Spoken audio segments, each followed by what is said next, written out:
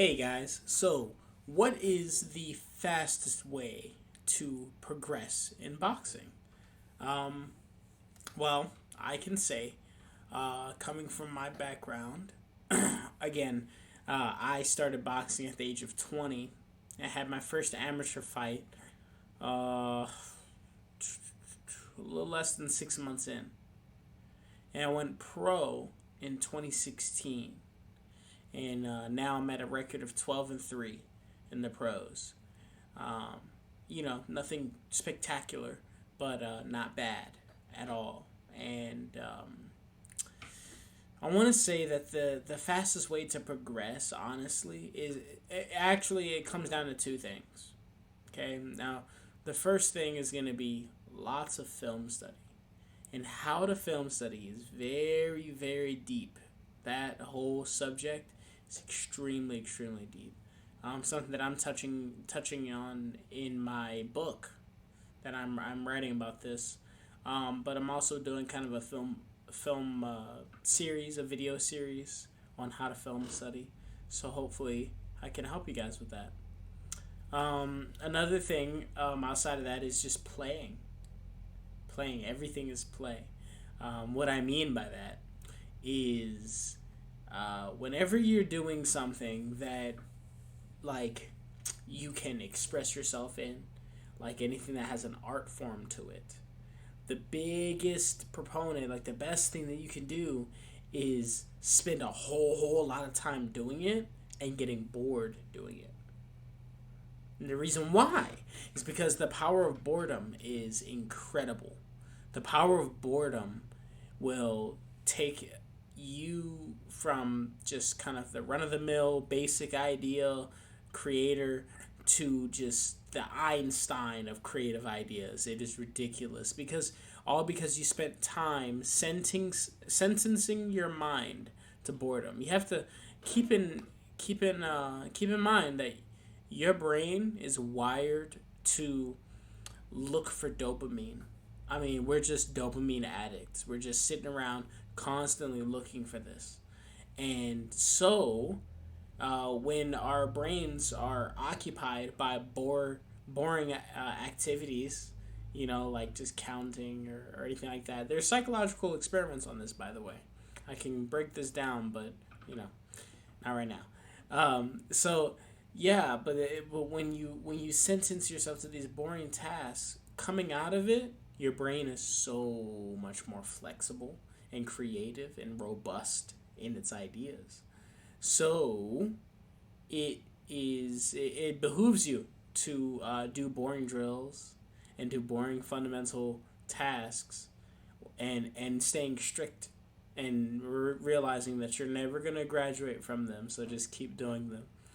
And your skill level just really increases like crazy. That's why like people, and this is why people see this huge skill gap when they first start to when they get to like this intermediate level, because at the intermediate level, you know what happens? Everyone thinks they're too good for the basics. They think they graduated their basic training, and so they get out of it, and that's a sad story. So, hopefully, you guys can progress a lot faster. But and how to film study, like I said, that's its own thing. We can get a little bit deeper into that one, just because I do want to give you a little something on that, so that you can get better at boxing a little bit faster. Okay, so just at a base level, when you're doing a film study, guys, when you're watching boxing, the whole point of watching the boxing is to plant in your brain all of these different scenarios. All of these different scenarios. So, and when you do this, right, you come up with you have this subconscious programming of all these different scenarios.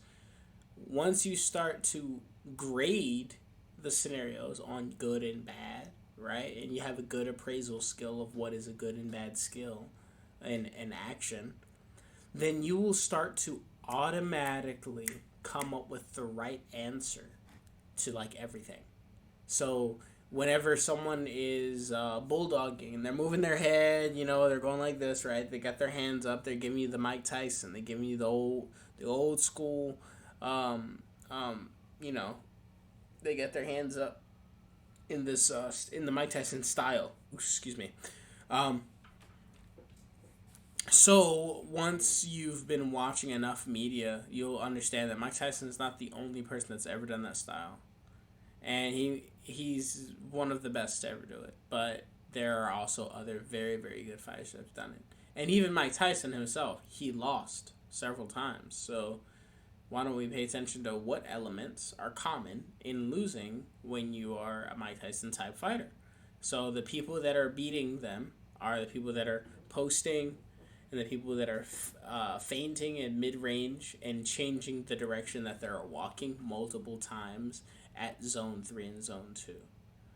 Okay, so and that's an answer that I got to through film study, but here's the thing: you couldn't come to that answer unless you have all of those qualifying, features. Like I qualified the zones, zone 1, 2, 3, 4, 5, because I have a mentor that worked with me, Kaizen, who taught me the zones in a fighting game, in Street Fighter. And I translated that over to boxing. And now I can read data so much better in boxing. And I can pick up habits and make really amazing film study calls. And then, outside of the zones, hand positions. I've classified 10 hand positions with your hands, like the front guard, the closed guard, right, binding guard, right, all these different guard positions.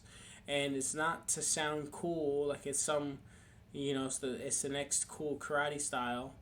I did it so that I can understand what people's habits are. So that really, really helps.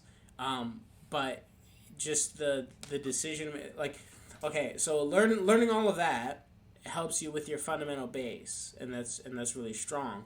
But originally I was talking about the benefits in the beginning stages of when you're first starting boxing. You want to get better really quickly. Well, that subconscious level of looking at all these different situations where you have that Mike Tyson type guy, subconsciously you've seen what it looks like when he loses. So even if you don't know the answer consciously, your body knows it. Your mind knows it. It's just subconscious. So then once you do stumble across the answer, it just starts to click with you a lot quicker.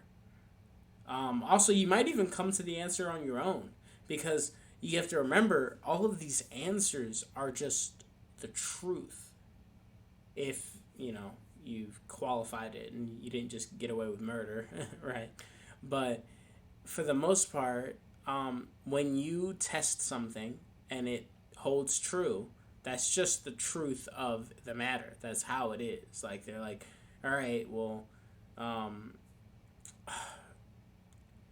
generally, right, if you telegraph before you punch, right, it's tested that everybody reacts. So then when you telegraph, they react to the telegraph, and then they hit you before you hit them. Okay, that's a telegraph. That's a fundamental truth. That's something that you can discover on your own in training, sure. Or you can discover it through film study and not have to waste your brain cells and waste your own health and well-being to learn this. So film study, super, super important at a subconscious and conscious level, of course. And then play around, guys. So just relax and spar with good training partners that aren't trying to knock you out all the time. Try to get some light sparring. Please do that. It's the number one thing for building a strong, skillful, creative boxer.